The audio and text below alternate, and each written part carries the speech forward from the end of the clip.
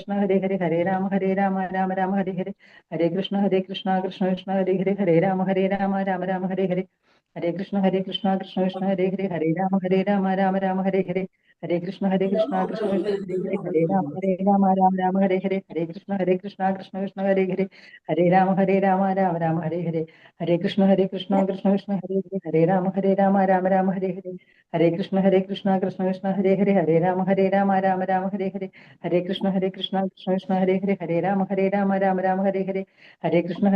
കൃഷ്ണ ഹരേ ഹരേ ഹരേ രാമ രാമ ഹരേ ഹരേ ഹരേ കൃഷ്ണ കൃഷ്ണ കൃഷ്ണ ഹരേ ഹരേ ഹരേ രാമ രാമ ഹരേ ഹരേ ഹരേ കൃഷ്ണ കൃഷ്ണ കൃഷ്ണ ഹരേ ഹരേ ഹരേ രാമ രാമ ഹരേ ഹരേ ഹരേ കൃഷ്ണ കൃഷ്ണ കൃഷ്ണ ഹരേ ഹരേ ഹരേ രാമ രാമ ഹരേ ഹരേ ഹരേ കൃഷ്ണ കൃഷ്ണ കൃഷ്ണ ഹരേ ഹരേ ഹരേ രാമ രാമ ഹരേ ഹരേ ഹരേ കൃഷ്ണ കൃഷ്ണ കൃഷ്ണ ഹരേ ഹരേ ഹരേ രാമ രാമ ഹരേ ഹരേ ഹരേ കൃഷ്ണ കൃഷ്ണ കൃഷ്ണ ഹരേ ഹരേ ഹരേ രാമ രാമ ഹരേ ഹരേ ഹരേ കൃഷ്ണ കൃഷ്ണ ഹരേ ഹരേ ഹരേ രാമ രാമ ഹരേ ഹരേ ഹരേ കൃഷ്ണ കൃഷ്ണ ഹരേ ഹരേ ഹരേ രാമ രാമ ഹരേ ഹരേ. ഹരേ കൃഷ്ണ മാതാജി. പ്രണാം മാതാജി. Thank you Mataji.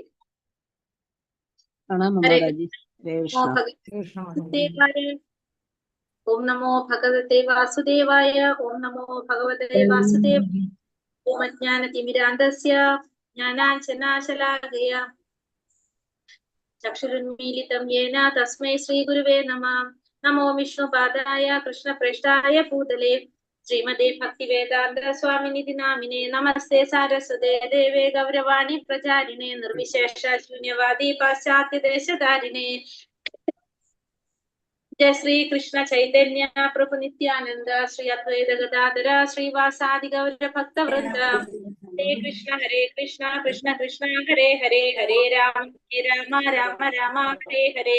Hare Krishna. Shri Shri Radha Govind temple ISKCON മാംഗ്ലൂരിന്റെ ഭക്തിരസാമൃത Sindhu ക്ലാസ്സിലേക്ക് എല്ലാവർക്കും സ്വാഗതം. ഹരേ കൃഷ്ണ. എല്ലാവർക്കും പ്രണാമം. ഹരേ കൃഷ്ണ പ്രണാമം മാതാജി. ഹരേ കൃഷ്ണ. ഹരേ കൃഷ്ണ. ഹരേ കൃഷ്ണ. ഹരേ കൃഷ്ണ. പ്രണാമം. അപ്പൊ നമ്മൾ ഇന്ന് 17ാമത്തെ അധ്യായമാണ് നമുക്ക് എടുക്കാനുള്ളത്.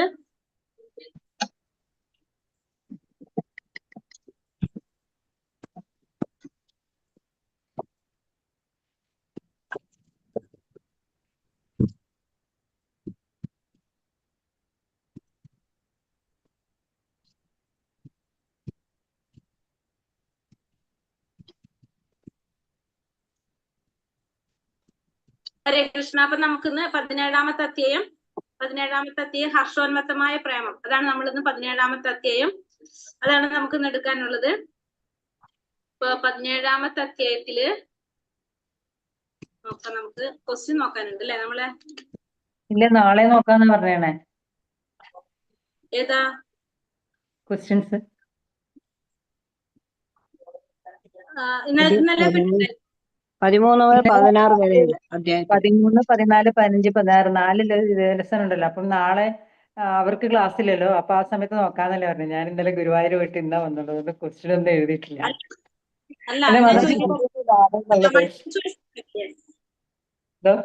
മൾട്ടിപ്പിൾ ചോയ്സ് ഉണ്ടാവില്ലേ? ഉണ്ട്, പക്ഷെ അത് കൂടെ നാളെ കുറെ ലെസൺ ഉള്ളതുകൊണ്ട് നാളെ നോക്കാന്ന് പറഞ്ഞു. മൾട്ടിപ്പിൾ ചോയ്സ് പക്ഷെ മറന്നുപോയി എല്ലാവരും. ഡെയിലി നോക്കണം അല്ലത്. 13 മുതലുള്ളത് എഴുതാനുണ്ട്. 3 അധ്യായത്തിന്റെ ഉണ്ട് അല്ലേ? 4 ഉണ്ട്. 13, 14, 15, 16 4 അധ്യായമുണ്ട്. 13.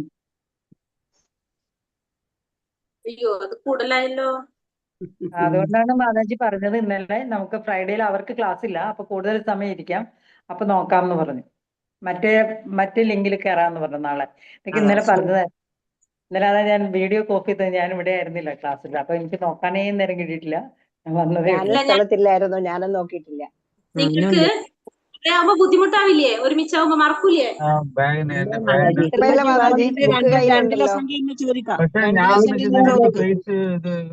ദിവസം ഇരുന്നില്ല, 2 ദിവസം കൂടെ പോട്ടെ. മാതാജി 2 രസന്റെ ചോദിക്കാം, 13ന്റെയും 14ന്റെയും ഇന്ന് ചോദിക്കാം. ഇല്ല മാതാജി, ഇത്രയും ദിവസം ഇന്നില്ല, ഇന്നെന്താ പോട്ടെ എന്ന് പറയായിരുന്നു. നാളെ നമുക്ക് ഉണ്ടാകാൻ എഴുതി വെച്ചത് പോലും ഇല്ല മാതാജി. എന്റെ ബാഗില് നാളെയും കൂടെ നാളെയും കൂടെ ഇനി ശ്രീകൃഷ്ണ 13, 14 നോക്കട്ടെ. 13, 14, വരുമ്പോ കൂടി ക്ലാസ് 13 തൊട്ടുണ്ട്. ഭക്തി മാതാജി ഞാനും പുറത്തുള്ളത്, എനിക്ക് നോട്ട് ചെയ്യാൻ പറ്റില്ല ആൻസർ. സാരില്ല, ലൈവ് അല്ലത്. ഭക്തിരസാമൃത സിന്ധുവിൽ വിവരിച്ചിരിക്കുന്നതനുസരിച്ച് ഭക്തിരസേവനത്തിന്റെ എത്ര പ്രബലമായ രൂപങ്ങൾ ഈ അധ്യായത്തിൽ ചർച്ച ചെയ്യുന്നത്?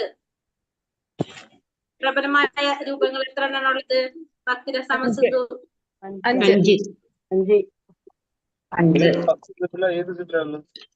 ഭക്തിരസേവനത്തിന്റെ എത്ര പ്രബലമായ രൂപങ്ങൾ ഈ അധ്യായത്തിൽ ചർച്ച ചെയ്യുന്നത്? 5 എണ്ണം. എവിടെ ഫോൺ എന്തോ വേണം. ഞാൻ ക്വസ്റ്റ്യൻ എന്താന്ന് ഇവിടെ നോക്കിയിട്ട്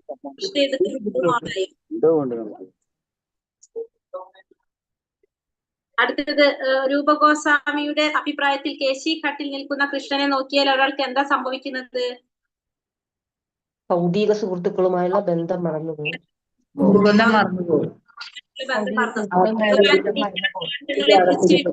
ശ്രീമദ് ഭാഗവതത്തിലെ ഭാഗം ഏതാണ്? ഭഗവാന്റെ ലീലാവിലാസ ശ്രീമദ് ഭാഗവതം യഥാർത്ഥമായി മനസ്സിലാക്കുന്നതിന് ഒരാൾ ആദ്യം എന്ത് ചെയ്യണമെന്നാണ് ഭാഗവതത്തിന്റെ തുടക്കത്തിൽ പറയുന്നത്?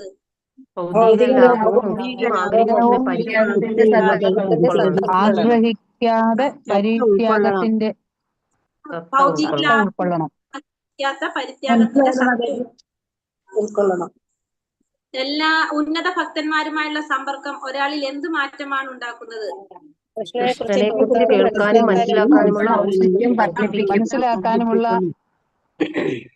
ഔത്സുക്യം വർദ്ധിക്കുന്നു. തിരുനാമം ഉരുവിടുന്നതിന്റെ ഫലമായി ഭക്തന് എന്ത് സംഭവിക്കുമെന്നാണ് നാരദ മഹർഷിയുടെ വീണയുടെ ഉദാഹരണത്തിലൂടെ വിവരിക്കുന്നത്? ക്രമേണ ഇല്ലാതാകുന്നു.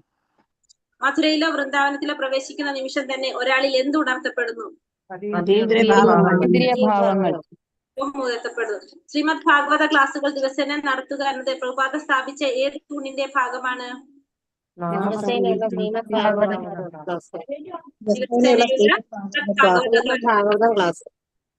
ഭാഗവത ക്ലാസ്.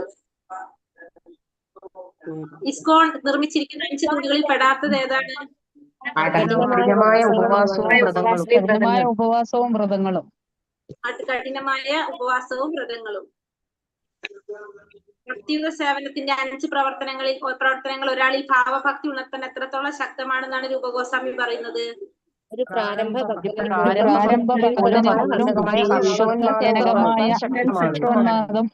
ഉളവാക്കാൻ ശക്തമാണത്. അടുത്തത് ഈ അധ്യായം 13-ാമത്തെ എളുപ്പല്ലായിരുന്നു? അതെല്ലാവർക്കും വായിച്ചാൽ തന്നെ കിട്ടുന്ന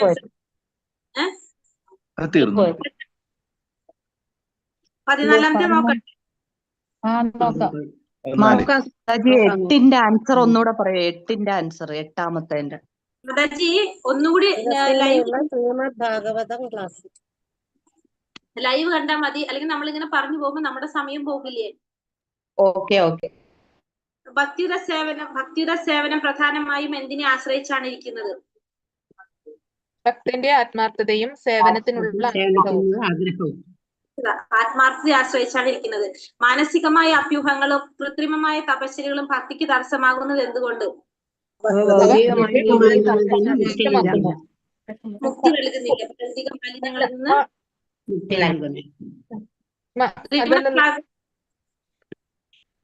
മാനസിക അഭ്യൂഹങ്ങളും കൃത്രിമമായ തപശ്ചര്യകളും ഭക്തിക്ക് തടസ്സമാകുന്നത് എന്തുകൊണ്ട്? അത്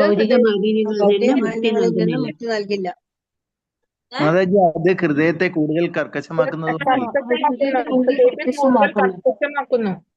ഹൃദയത്തെ കൂടുതൽ കർക്കശമാക്കുന്നു. അതെ, ഹൃദയത്തെ കൂടുതൽ കർക്കശമാക്കുന്നു. അധ്യായം ഏതായിരുന്നത്? 14:2. ഹൃദയത്തെ കൂടുതൽ കർക്കശമാകുന്നു. ഓക്കെ, അടുത്തത് 3. ശ്രീമദ് ഭാഗവതത്തിലെ കൃഷ്ണന്റെ വചനങ്ങൾ പ്രകാരം ഭക്തനായി തീരുന്ന ഒരാൾക്ക് ജ്ഞാനവും ത്യാഗവും എങ്ങനെയാണ് ലഭിക്കുന്നത്? ഭക്തിയുടെ ഫലമായി വരും, തന്നെത്താനെ വന്നു ചേരുന്നതാണത്. ശ്രീല രൂപഗോസ്വാമി നിർദ്ദേശിക്കുന്ന യുക്ത വൈരാഗ്യം എന്നാൽ എന്താണ്?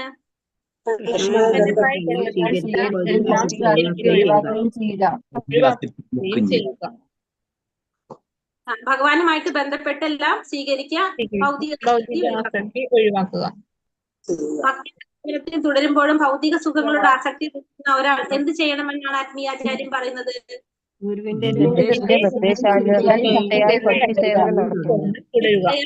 സേവനം ചെയ്യുന്നത് തുടർന്നു പോകാം. ഒരു ഉത്തമ ആത്മീയ ആചാര്യൻ താഴെ പറയുന്നവയിൽ ഏത് കാര്യത്തിലാണ് ജാഗ്രത പുലർത്തേണ്ടത്?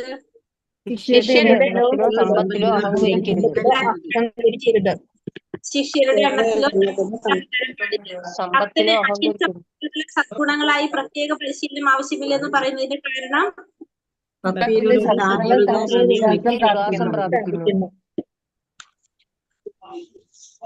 ഭക്തിയിലൂടെ സദ്ഗുണങ്ങള് തന്നെത്താനെ വന്നു വികാസം പ്രാപിക്കും. നാരദമുനിയുടെ ഉപദേശം സ്വീകരിച്ച നായാട്ടുകാരന്റെ ജീവിതത്തിൽ വന്ന മാറ്റം എന്തായിരുന്നു?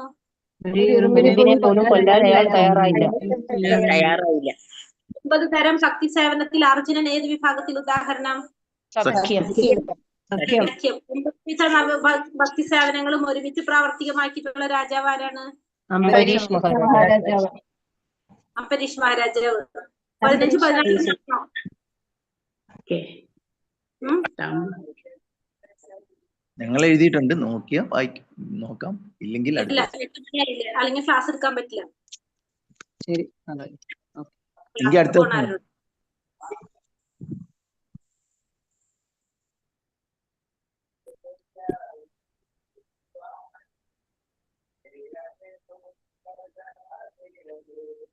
ഹരേ കൃഷ്ണ. 15-16 നാളെയാണോ മാതാജി? നാളെ നോക്കുള്ളൂ, കാരണം ഇല്ലെങ്കിൽ നമുക്ക് അധ്യായം എടുക്കാം. ഇത് എടുത്തിട്ട് സമയം ഉണ്ടെങ്കിൽ നോക്കാം. ഹരേ കൃഷ്ണ.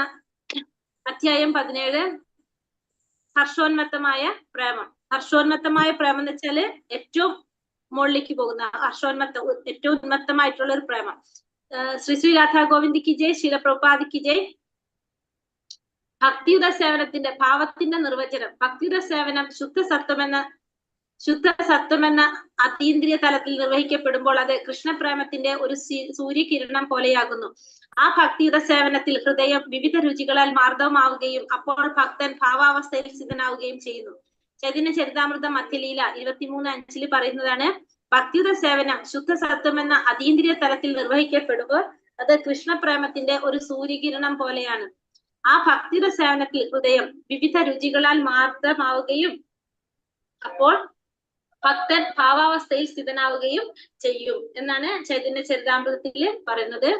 ഭക്തിയുത സേവനം എന്ന് പറയുന്നത് ശുദ്ധസത്വ അതീന്ദ്രിയ തലത്തിൽ നിർവഹിക്കപ്പെടും. ഭക്തിയുത സേവനം നമുക്കറിയാം 3 ഗുണത്തിനു മുകളിലാണ്.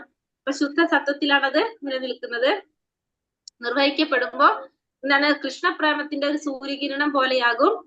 പിന്നെ ഭക്തിയുടെ സേവനം കൊണ്ട് ഹൃദയത്തിലെ വിവിധ രുചികളാൽ മാർദ്ദമാവുകയും ഭക്തൻ ഭാവാവസ്ഥയിൽ സ്ഥിതി ചെയ്യുകയും ചെയ്യുന്നു. ഭക്തൻ ആ ഒരു അവസ്ഥ തന്നെ ഭക്തന്റെ മാറിപ്പോകും. ക്രമീകൃതമായ ഭക്തിയുടെ സേവനം നടത്തുന്നതിലൂടെ ഒരാൾക്ക് ഭൗതിക ഗുണങ്ങൾക്ക് അതീതമായ അതീന്ദ്രിയ ഘട്ടത്തിലേക്ക് എത്തപ്പെടുന്നു. അപ്പൊ ക്രമീകൃതമായ ഭക്തിയുടെ സേവനം നടത്തുമ്പോൾ ഒരാൾക്ക് ഉണ്ടാകുന്ന ഗുണം എന്താണ്? ഈ 3 ഗുണങ്ങളിൽ നിന്നും അതീന്ദ്രിയമായ ഒരു ഘട്ടത്തിലേക്ക് കടക്കാനായിട്ട് ആ വ്യക്തിക്ക് സാധിക്കും. ആ അവസരത്തിൽ അയാളുടെ ഹൃദയം സൂര്യകോടി പ്രഭമായിരിക്കും. അപ്പൊ ആ ഒരു അവസരത്തിൽ അയാളുടെ ഹൃദയം എങ്ങനെയായിരിക്കും? സൂര്യകോടി പ്രഭമായിരിക്കും അയാളുടെ ഹൃദയം എന്ന് പറയുന്നത്. ലോകങ്ങൾക്കെല്ലാം ഉപരിയാണ് സൂര്യന്റെ നില. അതിനാൽ ഏതെങ്കിലും തരത്തിലുള്ള മേഘത്തിന് അതിനെ മൂടാൻ സാധ്യമല്ല. അതുപോലെ ഭക്തൻ സൂര്യന് തുല്യം പവിത്രീകരിക്കപ്പെടുമ്പോൾ അയാളുടെ ഹൃദയത്തിൽ നിന്നും ഹർഷോന്മത്തമായ പ്രേമത്തിന്റെ പ്രസരണം ഉണ്ടാകും. ഇത് സൂര്യപ്രകാശത്തെക്കാൾ മഹത്തരവുമായിരിക്കും. അപ്പോൾ മാത്രമാണ് കൃഷ്ണോന്മുഖമായ ആസക്തി പരിപൂർണമാകുന്നത്. അപ്പൊ സൂര്യന്റെ കോടി പ്രഭമായിരിക്കും എന്ന് പറയുന്നത് ആ അതീന്ദ്രിയമായ ഘട്ടത്തിൽ എത്തുമ്പോ ഒരാളുടെ ഹൃദയം എന്ന് പറയുന്നത്. അപ്പൊ ലോകങ്ങൾക്കെല്ലാം ഉപരിയാണ് ആരെ? സൂര്യന്റെ നില. അപ്പൊ അതുകൊണ്ട് തന്നെ ഏതെങ്കിലും തരത്തിലുള്ള മേഘത്തിന് അതിനെ മൂടാൻ സാധ്യമല്ല. അതുപോലെ തന്നെയാണ് ഭക്തൻ. സൂര്യനെ തുല്യം പവിത്രീകരിക്കപ്പെടുമ്പോൾ അയാളുടെ ഹൃദയത്തില് ഹർഷോന്മത്തമായ പ്രേമത്തിന്റെ പ്രസരണം ഉണ്ടാക്കാനായിട്ട് സാധിക്കും. ഇപ്പൊ സൂര്യപ്രകാശത്തെക്കാൾ മഹത്തരമായിരിക്കും അത്. അപ്രകാരമാണ് അപ്പോൾ മാത്രമാണ് എന്ത് സാധിക്കുന്നത്? കൃഷ്ണോന്മുഖമായിട്ടുള്ള ഒരു ആസക്തി പരിപൂർണമാകുന്നത്. ഈ ഘട്ടത്തിൽ ഭക്തൻ ഉത്തമാധികാരിയുടെ അതായത് സമ്പൂർണ്ണ ഭക്തിയുടെ വിധാനത്തിലേക്ക് എത്തുന്നു. ഈ ഭക്തന് ഭൗതികമായ പ്രീതി വാത്സല്യത്തിന്റെ വിക്ഷോഭങ്ങളില്ല. രാധയെയും കൃഷ്ണനെയും സേവിക്കുക എന്നതിൽ കവിഞ്ഞ് മറ്റൊരു താല്പര്യവും അയാൾക്ക് ഉണ്ടാവില്ല. അപ്പൊ ഈ ഒരു അവസ്ഥയിൽ ഹർഷോന്മത്തമായിട്ടുള്ള പ്രേമം, ഈ ഒരു അവസ്ഥയിൽ നമ്മൾ എത്തിക്കഴിഞ്ഞാൽ എന്ത് മാത്രമാണ് ലക്ഷ്യം? ഭഗവാനെ രാധാറാണിയെ സേവിക്കാന്ന് മാത്രമാണ് ആ വ്യക്തിയുടെ ലക്ഷ്യം. അതിൽ കഴിഞ്ഞിട്ടുള്ള യാതൊരു താല്പര്യം ആർക്ക് ഉണ്ടാവില്ല? ഈ ഒരു അവസ്ഥയിൽ എത്തിക്കഴിഞ്ഞാൽ ആ വ്യക്തിക്ക് ഉണ്ടാവില്ല. അപ്പൊ അത് മാത്രമല്ല, അപ്പൊ ഇവിടെ അധ്യായം 17 നമ്മൾ ഈ പറയുന്നത് ഏത് ഭക്തിയായിട്ട് മാറി? ഭാവഭക്തിയായിട്ട് മാറി. ഭാവമായിട്ട് നമ്മൾ പറഞ്ഞു 16 വരെ സാധന, അത് കഴിഞ്ഞ് 17, 18 ഭാവഭക്തിയാണ്. ഇവിടെ ഭാവഭക്തിയിലേക്ക് മാറിയത്. ഇപ്പൊ ഭാവഭക്തി എന്ന് പറഞ്ഞാല് ത്രിഗുണങ്ങൾക്ക് അതീതരായവരാണ്. ഭാവഭക്തിയെ കുറിച്ച് നമുക്ക് മനസ്സിലാക്കാം. ഭാവഭക്തി എന്ന് പറയുമ്പോൾ 3 ഗുണങ്ങളൊക്കെ കഴിഞ്ഞു പോയിട്ടാണ് ഭാവഭക്തിയിലേക്ക് എത്തുന്നത്. പ്രേമത്തിന്റെ സൂര്യകിരണം, ഇപ്പൊ ഇവിടെ പറഞ്ഞത് അതല്ലേ, സൂര്യകിരണമാണ്. അപ്പൊ അത് നമുക്ക് മനസ്സിലാക്കാൻ സാധിക്കുന്നത് ഭാവഭക്തിയിൽ എത്തുമ്പോ ഒരു ഭക്തൻ എങ്ങനെയായിരിക്കും? ഇപ്പൊ നാമം ജപിച്ചുകൊണ്ടിരിക്കുമ്പോ കരഞ്ഞുകൊണ്ടേയിരിക്കും, കണ്ണീര് വന്നുകൊണ്ടിരിക്കുക. പിന്നെ അതുപോലെ തന്നെ അതായത് ഭഗവാനുമായിട്ട് നമുക്ക് ശരിക്കും അടുത്ത് സംസാരിക്കുന്ന പോലെ, കാണുന്ന പോലെ ആ ഭാവം തന്നെ വേറെ ആയിരിക്കും. അതാണ് എന്തിന്റെ അവസ്ഥ പറയുന്നത്? ഭാവഭക്തിയിൽ എത്തിക്കഴിഞ്ഞാല് എത്തുന്നത്. ഇപ്പം ഭാവഭക്തിയിൽ പിന്നെ എന്തുണ്ടാവില്ല? മായയ്ക്ക് സ്ഥാനം ഉണ്ടാവില്ല. പിന്നെ മായ നമ്മുടെ സ്വാധീനത്തിൽ പെടുത്താനായിട്ട് നോക്കില്ല. അന്തരംഗ ശക്തി മാത്രമായിരിക്കും പിന്നെ ഉണ്ടാകുന്നത്. നമ്മളെ സംരക്ഷിക്കുന്നത് അന്തരംഗ ശക്തിയായിരിക്കും സംരക്ഷിക്കാൻ. നമ്മളെ ഹൃദയം വളരെ മൃദുവായിരിക്കും. ഭാവഭക്തിയിൽ എത്തിക്കഴിഞ്ഞാൽ അവർക്ക് അറിയാൻ സാധിക്കും നമ്മൾ ഏത് ഭാവത്തിലാണ് ഭഗവാനെ സേവിച്ചിരുന്നത് എന്നുള്ളത് നമുക്ക് മനസ്സിലാക്കാനായിട്ട് സാധിക്കും. അപ്പൊ ആ ഒരു അവസ്ഥയാണ് എന്ത്? ഭാവഭക്തി എന്ന് പറയുന്നത്. ഭാവഭക്തിയിൽ എത്തുന്നത് നമ്മൾ മറ്റുള്ളവരുടെ കൃപ കൊണ്ടാണ് നമുക്ക് എന്ത് സാധിക്കുന്നത്? ഭാവഭക്തിയിൽ എത്താനായിട്ട് സാധിക്കുന്നത്. ഭഗവാന്റെ നേരെയുള്ള വിശുദ്ധ പ്രേമത്തിന്റെ ആദ്യ ലക്ഷണമാണ് ഹർഷോന്മാദം എന്ന് തന്ത്രശാസ്ത്രത്തിൽ പറയുന്നു. ആ ഘട്ടത്തിൽ കരയും വിറകൊള്ളും ചെയ്യുമത്രേ. എപ്പോഴും ഈ ലക്ഷണങ്ങൾ പ്രകടമാകണില്ല, കൂടെ ഉണ്ടാകും. അപ്പൊ എപ്പോഴും ഇത് ഉണ്ടാവണമെന്നില്ല, പക്ഷെ ഇടയ്ക്കിടയ്ക്ക് നമുക്ക് ഈ ലക്ഷണങ്ങൾ ഉണ്ടായിക്കൊണ്ടിരിക്കും. നമ്മൾ തന്നെത്താനെ കരയുന്നു, ശരീരം വിറയ്ക്കുന്നു, തന്നെത്താനെ നൃത്തം വെക്കുക, ഇതൊക്കെ നമുക്ക് ആ ഭാവ സ്റ്റേജിൽ എത്തുമ്പോഴാണ് ഉണ്ടാകുന്നത്. ഉദാഹരണം, ദുർവാസാവ് അംബരീഷനെ കഷ്ടപ്പെടുത്തിയപ്പോൾ അംബരീഷൻ കൃഷ്ണന്റെ പാദകമലങ്ങളെ ധ്യാനിച്ചു. ആ അവസരത്തിൽ അദ്ദേഹത്തിന് ശരീരത്തിൽ ചില മാറ്റങ്ങൾ അനുഭവപ്പെട്ടു. കണ്ണീര് ധാരധാരയായി ഒഴുകി. ഈ ലക്ഷണങ്ങളെല്ലാം ഹർഷോന്മാദത്തിന്റെ പ്രവർത്തനങ്ങളാണ്. ശരീരം നിറകൊള്ളുക, കണ്ണീർ പൊഴിക്കുക എന്നിവയിലൂടെ അവ ദൃശ്യമാണ്. അപ്പൊ ദുർവാസ മഹർഷി അംബരീഷ് മഹാരാജാവിനെ കഷ്ടപ്പെടുത്തിയ സമയത്ത് അംബരീഷ് മഹാരാജാവിന് ഭഗവാന്റെ പാദകമലങ്ങളെ ധ്യാനിച്ചു. ആ അവസരത്തിൽ അദ്ദേഹത്തിന്റെ ശരീരത്തിൽ പലതരത്തിലുള്ള മാറ്റങ്ങൾ അനുഭവപ്പെട്ടു. കണ്ണീര് ധാരധാരയായിട്ട് ഒഴുകി. ഇതൊക്കെ എങ്ങനെയാണ്? ഹർഷോന്മാദത്തിന്റെ പ്രവർത്തനങ്ങളായിട്ടാണ് പറയുന്നത്. ശരീരം വിറയ്ക്കുന്നതും കണ്ണീര് പൊഴിക്കുന്നതൊക്കെ ഈ ഒരു അവസ്ഥയിൽ എത്തുമ്പോഴാണ് നമുക്ക് മനസ്സിലാക്കാനായിട്ട് സാധിക്കുന്നത്. അപ്പൊ ഹർഷോന്മാദമായിട്ടുള്ള പ്രേമം വളർത്തിയെടുക്കല് അതിന് 2 മാർഗത്തിൽ ഉണ്ടാവും. ഒന്ന്, ശുദ്ധഭക്തന്മാരുമായിട്ടുള്ള നിരന്തര സമ്പർക്കം കൊണ്ട്. ശുദ്ധഭക്തന്മാരുമായിട്ടുള്ള നിരന്തര സമ്പർക്കം കൊണ്ട് ഹർഷോന്മത്തമായിട്ടുള്ള പ്രേമം വളർത്തിയെടുക്കാൻ സാധിക്കും. ഇത് സർവ്വസാധാരണയാണ്, സാധാരണ എല്ലാവരിലും കാണുന്നതാണ്. ഭക്തന്മാരുടെ സംസർഗം കൊണ്ട് നമുക്ക് എന്ത് സാധിക്കുന്നത്? നമുക്ക് ഹർഷോന്മത്തമായിട്ടുള്ള പ്രേമം വളർത്തിയെടുക്കാൻ സാധിക്കുന്നത്. രണ്ടാമത്തത് ഭഗവാന്റെ ഏതെങ്കിലും വിശുദ്ധ ഭക്തന്റെ കാരുണ്യം കൊണ്ട്, ഒന്നുകിൽ ഭഗവാന്റെ ഭക്തന്റെ കാരുണ്യം കൊണ്ട്. അങ്ങനെ 2 തരത്തില് നമുക്ക് എന്ത് സാധിക്കും? ഹർഷോന്മത്തമായിട്ടുള്ള പ്രേമം വളർത്തിയെടുക്കാനുള്ള 2 മാർഗം. ഒന്ന് ശുദ്ധ ഭക്തന്മാരുമായിട്ടുള്ള നിരന്തര സമ്പർക്കം, ഒന്ന് ഭഗവാന്റെ വിശുദ്ധ ഭക്തന്മാരുടെ കാരുണ്യം കൊണ്ട്. അപ്പൊ ചിലപ്പോൾ സ്കൂളിലോ കോളേജിലോ കാലുകുത്തുകൾ പോലും ചെയ്യാത്ത മഹാപണ്ഡിതനായിട്ട് അംഗീകരിക്കപ്പെടുന്നത് പോലെയാണിത്. ചിലര് സ്കൂളിലൊന്നും പോയിട്ടില്ല, പക്ഷെ അവരെ മഹാപണ്ഡിതന്മാരായിട്ട് അംഗീകരിക്കും. അഥവാ വലിയ സർവകലാശാലകൾ ഓണററി ഡിഗ്രി നൽകുന്നത് പോലെ. അതായത് സ്കൂളുകളും കോളേജുകളും ഒഴിവാക്കാമെന്നും എപ്പോഴും ഓണററി ഡിഗ്രി ലഭിക്കുമെന്നും ഇതിനർത്ഥമില്ല. അതുപോലെ ഭക്തിയുടെ സേവനത്തിന്റെ നിയാമക തത്വങ്ങൾ ആത്മാർത്ഥമായി പ്രയോഗത്തിൽ കൊണ്ടുവരുന്നതോടൊപ്പം കൃഷ്ണന്റെയോ ഭക്തന്റെയോ ഔദാര്യം പ്രതീക്ഷിക്കുകയാണ് വേണ്ടത്. അപ്പൊ നമ്മൾ ഭക്തിയുടെ സേവനത്തിന്റെ നിയാമക തത്വങ്ങളൊക്കെ നമ്മൾ ആത്മാർത്ഥമായിട്ട് പ്രയോഗിച്ചു വരുമ്പോൾ നമുക്ക് എന്ത് ഉണ്ടാവും? പ്രതീക്ഷിക്കാം ഭഗവാന്റെ അല്ലെങ്കിൽ ഭഗവാന്റെ ഭക്തന്റെ ഔദാര്യം നമ്മൾ പ്രതീക്ഷിക്കാം. അതാണ് ഇവിടെ പറയുന്നത്. അപ്പൊ അതിനാണ് പറയുന്നത്, ഇപ്പൊ നമ്മൾ സ്കൂളിലും കോളേജിലും ഒന്നും പോവാതെ നമ്മൾ അംഗീകരിക്കപ്പെടാം, പണ്ഡിതനായിട്ട് അംഗീകരിക്കാം, അല്ലെങ്കിൽ വലിയ വലിയ സർവകലാശാലകൾ ഓണററി ഡിഗ്രി നൽകുക. ഇതെപ്പോഴും സംഭവിക്കില്ല. അതേപോലെ തന്നെയാണ് എന്ത് ഭക്തിയുടെ സേവനത്തിന്റെ നിയാമക തത്വങ്ങൾ ആത്മാർത്ഥമായിട്ട് പ്രയോഗത്തിൽ കൊണ്ടുവരുന്നതോടൊപ്പം തന്നെ ഭഗവാന്റെ അല്ലെങ്കിൽ ഭഗവാന്റെ ഭക്തന്റെ ഔദാര്യം പ്രതീക്ഷിക്കുക.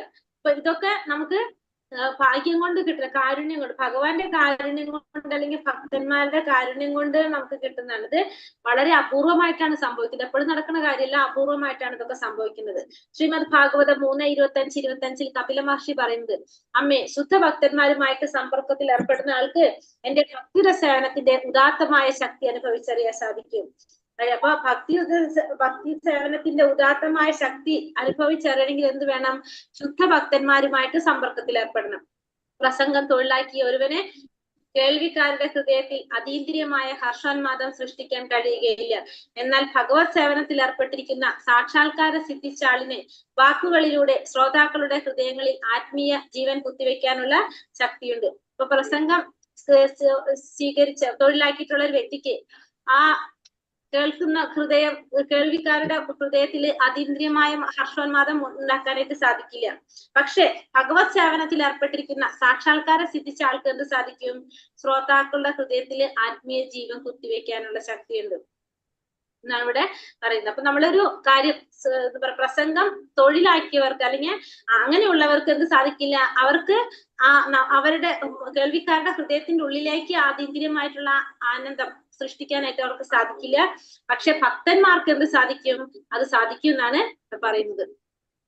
ഭക്തിയുടെ സേവനത്തിന്റെ നിയാമക തത്വങ്ങൾ അനുസരിച്ച് പ്രവർത്തിച്ച് ഹർഷോന്മത്തമായ പ്രേമത്തിന്റെ ഘട്ടത്തിലെത്തിയതിന് ഉദാഹരണമാണ് ശ്രീമദ് ഭാഗവതത്തിൽ പറയുന്ന വ്യാസദേവനോട് പറയുന്ന നാരദ മഹർഷിയുടെ ജീവിതകഥ. വലിയ ഭക്തന്മാരെ സേവിക്കുന്ന നിരതനായിരുന്ന അദ്ദേഹം അവരുടെ പ്രവചനങ്ങളും ഗീതങ്ങളും കേൾക്കുന്നതിൽ ഉത്സാഹം കാണിച്ചു. ക്രമേണ അദ്ദേഹത്തിന് ആന്തരികമായി കൃഷ്ണന്റെ നേരെ ഹർഷോന്മത്തമായ പ്രേമം വികസിച്ചു വന്നു.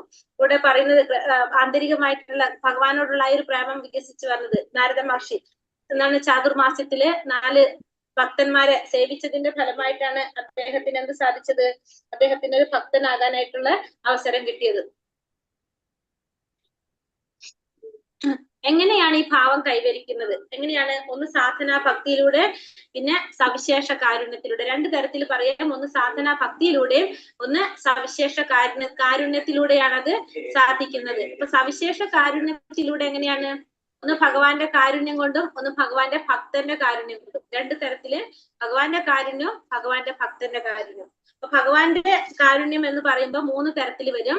ഒന്ന് സംഭാഷണം വഴി, ഒന്ന് നോട്ടത്തിലൂടെ, ഒന്ന് അനുഗ്രഹത്തിലൂടെ. ഭഗവാന്റെ കാരുണ്യത്തിലൂടെ നമുക്ക് എങ്ങനെയാണ് സാധിക്കുന്നത്? ഈ ഹർഷോന്മത്ത പ്രേമം ഒന്ന് സംസാരം വഴി, രണ്ടാമത്തത് ദർശനത്തിലൂടെ, മൂന്നാമത്തത് അനുഗ്രഹത്തിലൂടെ. ഈ ഭഗവാന്റെ ഭക്തന്റെ കാരുണ്യം എങ്ങനെയാണ് പറഞ്ഞത്? ഭക്തന്റെ ഹൃദയംഗമമായ അനുഗ്രഹം വഴി. അതായത് ഹൃദയംഗമായ അനുഗ്രഹം. അത് ഉദാഹരണമാണ് നാരദ മഹർഷിയുടെ ആശംസ കൊണ്ടാണ് പ്രഹ്ലാദ മഹാരാജാവ് മൃഗാരിമാരായിട്ട് മാറുന്നത്, ഭക്തന്മാരായിട്ട് മാറുന്നത്. അതാണ് നമ്മൾ പറഞ്ഞ ഭക്തന്റെ കാരുണ്യം കൊണ്ട് എന്ന് പറയുന്നത് ഇവിടെ. പിന്നെ ഭഗവാന്റെ കാരുണ്യം കൊണ്ട് ഏതൊക്കെയാണ് പറഞ്ഞത്? സംഭാഷണം കൊണ്ട്. ഒന്നാമത്തെ നമ്മൾ പറഞ്ഞു വാക്കുകൊണ്ട് അല്ലെ. നാരദീയ പുരാണത്തിൽ പറയുന്നു, ഭഗവാൻ നാരദ മഹർഷിയോട് പറയാണ്, ബ്രാഹ്മണോത്തംസമേ അതീന്ദ്രിയമായ പരമാനന്ദം നിറഞ്ഞതും സർവമംഗളദായകവുമായ കലർപ്പറ്റ ഭക്തി സേവനം വളരാൻ ഞാൻ അങ്ങയെ അനുഗ്രഹിക്കുന്നു. അപ്പൊ ഒന്ന് സംഭാഷണം കൊണ്ട് തന്നല്ലേ ഭഗവാൻ അപ്പൊ അനുഗ്രഹിക്കാൻ എന്ത്?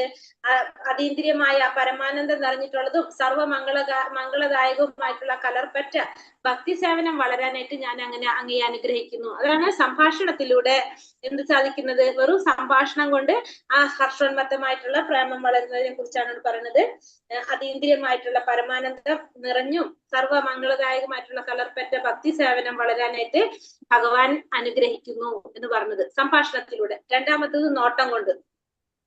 സ്കന്ദപുരാണത്തിൽ പറയുന്നതാണ്, ജാങ്കലദേശവാസികൾ കൃഷ്ണനെ കണ്ടപ്പോൾ അദ്ദേഹത്തിൽ നിന്ന് കണ്ണു പറിക്കാനാവാതെ അന്തം വിട്ടുപോയി. അപ്പൊ നോട്ടം കൊണ്ട് എങ്ങനെയാണ് ഭഗവാന്റെ ആ ഒരു നോട്ടം കൊണ്ട് അവര് ഹർഷോന്മത്ത പ്രേമം വന്നതാണ് ജാങ്കല ദേശവാസികൾക്ക്. ഭഗവാനെ കണ്ടപ്പോ അദ്ദേഹത്തിൽ നിന്ന് കണ്ണ് പറിച്ചെടുക്കാൻ സാധിക്കാത്ത വിധത്തിൽ അവർ അന്തം വിട്ടുപോയി എന്നാണ് ഉള്ളത് നോട്ടത്തിലൂടെ. മൂന്നാമത്തത് ഹൃദയപൂർവ്വമുള്ള ആശംസകളിലൂടെ. ശുഗമഹർഷി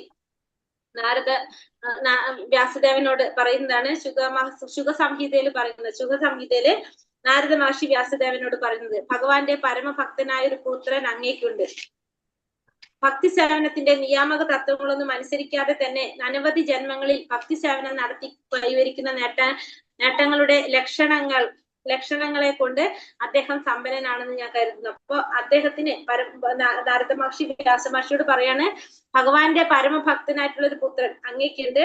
ആ ഭക്തി സേവനത്തിന്റെ നിയാമക തത്വങ്ങളൊന്നും അനുസരിക്കാതെ തന്നെ അനവധി ജന്മങ്ങളിൽ ഭക്തി സേവനം നടത്തി കൈവരിക്കുന്ന നേട്ടങ്ങളുടെ ലക്ഷണങ്ങൾ കൊണ്ട് അദ്ദേഹം സമ്പന്നനാണെന്ന് ഞാൻ കരുതുന്നു. അപ്പൊ ഭക്തിയുടെ സേവനത്തിന്റെ നിയാമക തത്വങ്ങളൊന്നും പാലിക്കാതെ തന്നെ അദ്ദേഹത്തിന് എന്തുണ്ട്, അനവധി ജന്മങ്ങളിൽ ഭക്തി സേവനം നടത്തി കൈവരിക്കുന്ന നേട്ടങ്ങളുടെ ലക്ഷണങ്ങൾ കൊണ്ട് അദ്ദേഹം സമ്പന്നനാണ് എന്നാണ്. അപ്പൊ 3 തരത്തിലാണ് പറഞ്ഞത്.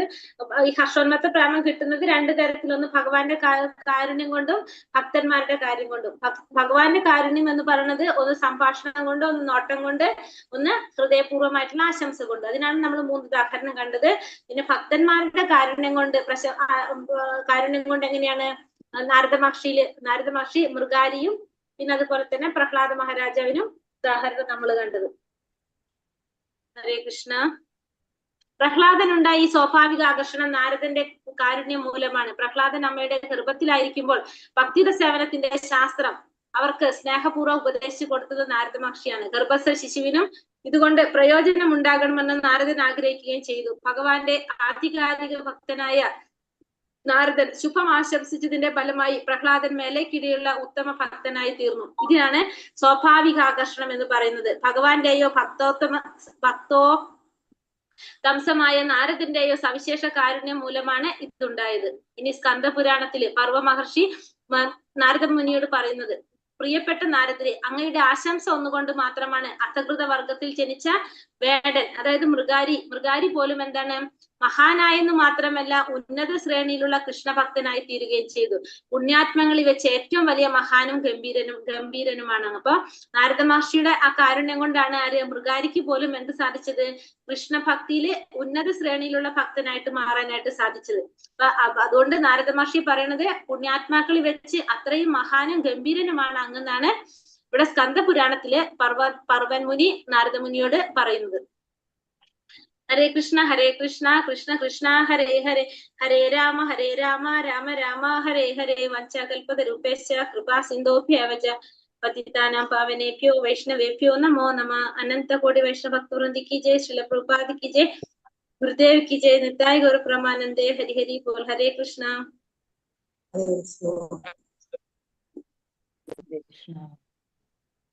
Thank you, Mataji. Hare Krishna. ഹരേ കൃഷ്ണ.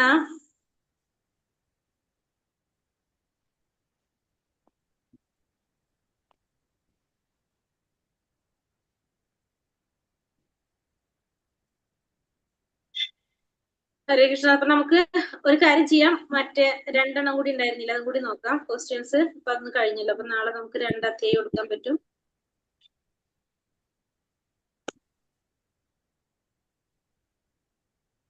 ഇനി അത് 15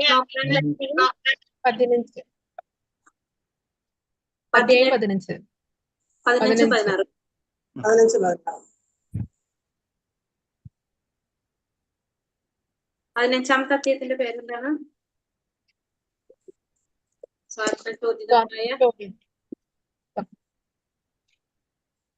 ആത്മചോദിതമായ ഭക്തിയുടെ സേവനം. ഭക്തിയുടെ സേവനം.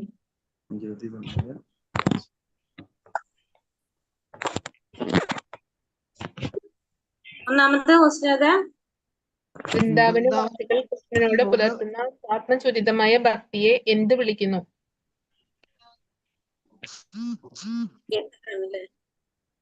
ഞാൻ അടുത്ത് തെറ്റിയല്ലോ. രാഗാത്മിക ഭക്തിയാണോ? രാഗാത്മികം രാഗാനുഗ ഭക്തി. രാഗാത്മിക രാഗാത്മക ഭക്തി. ഏതാ ശരിക്കും രാഗാത്മിക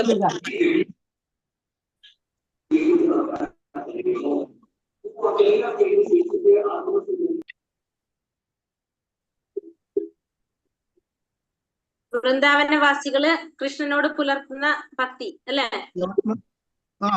രാഗാനുഗ ഭക്തി. ാണ് വൃന്ദാവനവാസികളിൽ ഉള്ളതെന്നല്ലേ ഇന്നലെ പറഞ്ഞേ? വൃന്ദാവനവാസികളിൽ നൈസർഗികമായിട്ടുള്ള ഭക്തി അതെന്താണത്? രാഗാത്മക ഭക്തി. രാഗാത്മിക കേട്ടോ. രാഗാനുഗ ഭക്തി എന്താണ് അർത്ഥം? രാഗാത്മിക ഭക്തരുടെ കാലടികൾ ആത്മിക ഭക്തന്മാരുടെ കാലടികൾ പിന്തുടരുന്നതാണ് പിന്തുടരുന്നത്. രാഗാനുഗ ഭക്തി. രാഗാനുഗ ഭക്തി.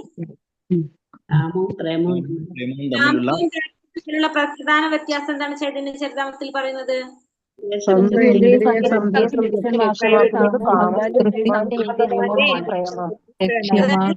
ഇന്ദ്രിയ സംതൃപ്തി ലക്ഷ്യമാക്കുന്നത് കാമം, ഭഗവാന്റെ ഇന്ദ്രിയ സംതൃപ്തി പ്രേമം. കംസനും ശിശുപാലനും ഏത് അവസ്ഥയിലാണ് ലയിക്കുന്നത്? ബ്രഹ്മജ്യോതി. ബ്രഹ്മജ്യോതിയിൽ. രാഗാനുഗ ഭക്തി നിർവഹിക്കുന്ന രണ്ട് രീതികൾ ഏതൊക്കെയാണ്? ബാഹ്യവും ആന്തരികവും.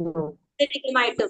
സാധനാ ഭക്തിയിലൂടെ ക്രമാനുഗതമായി ഉണരുന്ന സ്വാഭാവിക പ്രേമ പ്രവണതയെ സാങ്കേതികമായിട്ട് എന്താ വിളിക്കുക? സ്വരൂപ സ്വരൂപത്തെ നമ്മളെ ആത്മീയ സ്വരൂപത്തെ നമുക്ക് തിരിച്ചറിയുന്ന ഘട്ടം അതാണ് അത് കേട്ടോ. ആത്മീയ സ്വരൂപത്തെ തിരിച്ചറിയൽ. കുബ്ജയുടെ കൃഷ്ണപ്രേമത്തെ പണ്ഡിതന്മാർ എങ്ങനെയാണ് ഗോപികമാരിൽ നിന്ന് വേർതിരിക്കുന്നത്? കുബ്ജയുടെ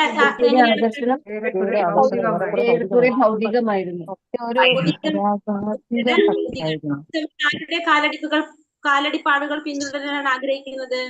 ഗോപികമാരുടെ പിന്തുടരാൻ ആഗ്രഹിക്കുന്നത്.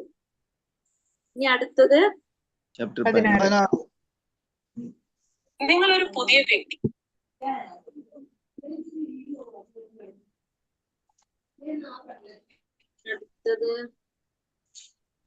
അടുത്ത ക്വസ്റ്റ്യൻ ഏതാണ്?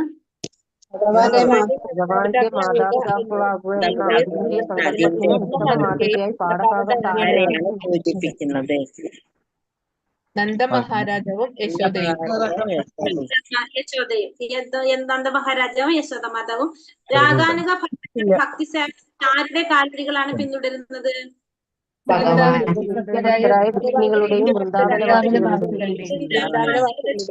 വൃഷ്ണികുലത്തിലുള്ളവരുടെയും.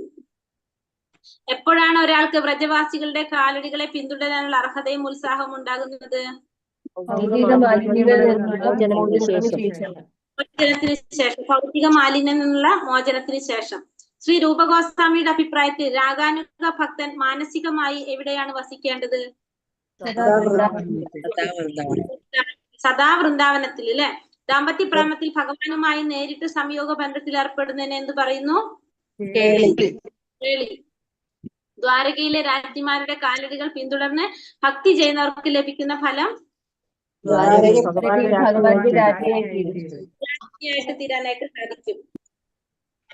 ദണ്ഡകാരണ്യത്തിലെ മഹർഷിമാർ ഗോപികമാരായി ജന്മം ഇതിനെ കുറിച്ച് പരാമർശിക്കുന്ന പുരാണം ഏതായിരുന്നു? ഭൂമിയിൽ കൃഷ്ണന്റെ ഏറ്റവും സുഹൃത്തായിട്ട് പറയുന്നത് ആരെയാണ്? ഒരാൾ സ്വയം നന്ദമഹാരാജാവാണെന്ന് കരുതാൻ തുടങ്ങിയാൽ ആ ഭക്തിയിൽ എന്ത് കളങ്കമാണ് ഉണ്ടാകുന്നത്? മായാവാദ ദർശനം. വിഷ്ണു സ്വാമി വിഭാഗത്തിലെ വല്ലഭ സമ്പ്രദായം ഭഗവാൻ ആരാധിക്കുന്ന രീതിക്ക് പറയുന്ന പേരെന്താണ്? പുഷ്ടിമാർഗം. അപ്പൊ ഫുള്ള് കഴിഞ്ഞു. ഇനി നമുക്ക്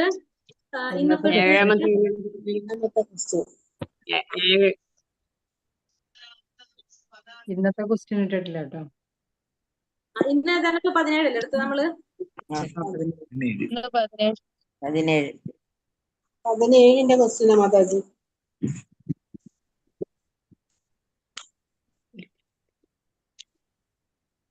17 വേണം അല്ലേ?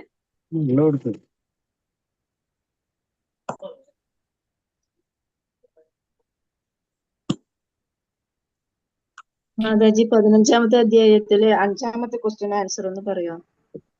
മാതാജി ജസ്റ്റ് ഒന്ന് അതിന്റെ റെക്കോർഡ് നോക്കിയാൽ മതിയോ മാതാജി? ബാഹ്യവും ആന്തരികവും ലൈവാണ്. ബാഹ്യവും ആന്തരികവും. അതാണ് 5ാമത്തെ ക്വസ്റ്റ്യൻ.